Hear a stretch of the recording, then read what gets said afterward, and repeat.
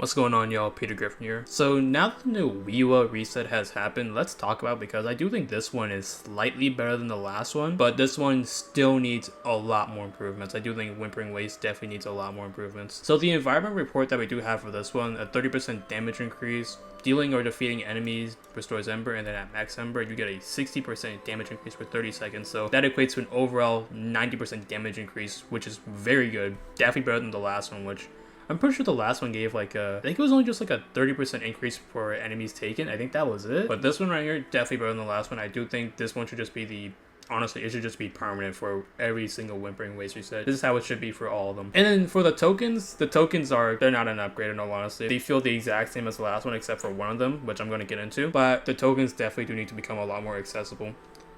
So for the first token that we have, it's just the same one as last time, still against the Storm. Again, this one's only good with Frolova, realistically speaking. It can work on Cantarella and Rashia, and it could work okay with Camellia, but realistically, if you're not using it on Frolova, Cantarella, or Rashia, don't bother using this one. And then for our next token, we have Gaze That Drowns in Dream. In this one, you get a 20% electro and arrow damage bonus, and when the active Resonator does gain a shield, they recover Ember. And when the active Resonator does deal damage in their Burning Wave state, they unleash an AoE attack, dealing electro damage equal to 2,400% of their total attack. Which, this one isn't bad, it's okay, but it's realistically only usable on Augusta and for when she does come out. So I do think this one, definitely not the greatest. It's okay. It's only good for Augusta and that's just about it. It can somewhat work on the other characters, but realistically, it's only good on Augusta and that's it. And then for our final token, Falling Star That Tears Fate Apart. This one's honestly very good, and we need more tokens like these. The Burning Wave state becomes permanent, and while in Burning Waves, Resonators deal 50% more damage. This one right here, easily the best token in the entire Whimpering Waves in my opinion, because if you factor this in, the 50% damage increase when you're in Whimpering Waves,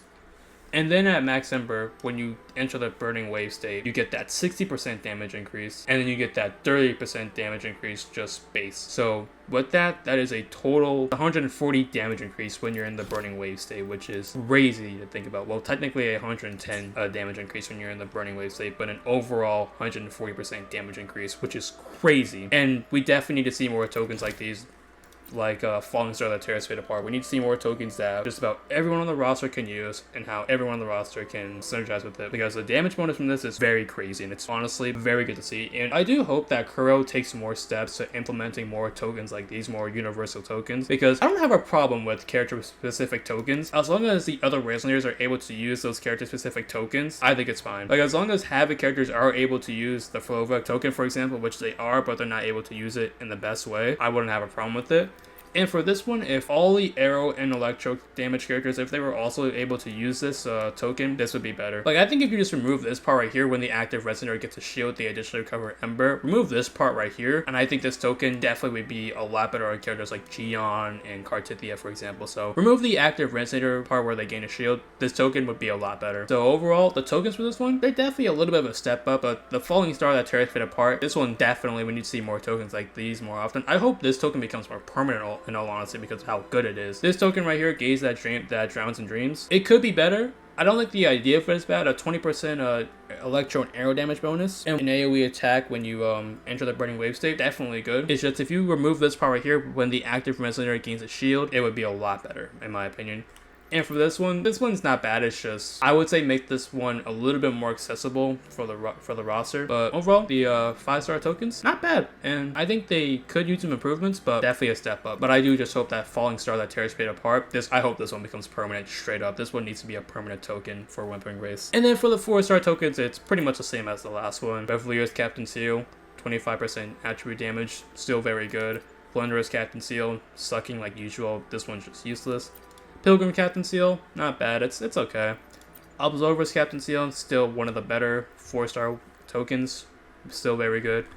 And Assistance Rare Pack, still just being trash like usual. So overall, I do think this WiiWa reset definitely wasn't as bad, and definitely more of a step up than the last one, but it could use some more improvements. We need to see more accessible tokens like Falling Star that tears fate apart, we need to see more tokens like these, because if we can get more tokens like these, I feel like people would actually like Whimpering Waste more and they would actually have a reason to play it, because this mode, with the current tokens that are in the mode right now, it's just not fun to play. Like, let's be real for a second, the mode's not fun to play. But with Falling Star that tears fate apart, with a token like this, I feel like people would actually play the mode more, because this token, no matter what character you use, it will work on them. You want to use Camellia, it'll work on her. You want to use Carlotta, it'll work on her. You want to use Cartithia, it'll work on her. You want to use Gion, it'll work on him. So this token right here, as long as we can get more tokens that are more universally acceptable in how they synergize with the resonators, I think Whimpering Waste has a chance of being saved. So this is definitely a small step forward for fixing Whimpering Waste, but as of right now, it's still a little bit cooked, but they do have a chance to fix this mode. And with this token right here, I do think this token right here isn't bad. Definitely like the idea, but again, remove this part right here would be a lot better. And then the HP inflation for this reset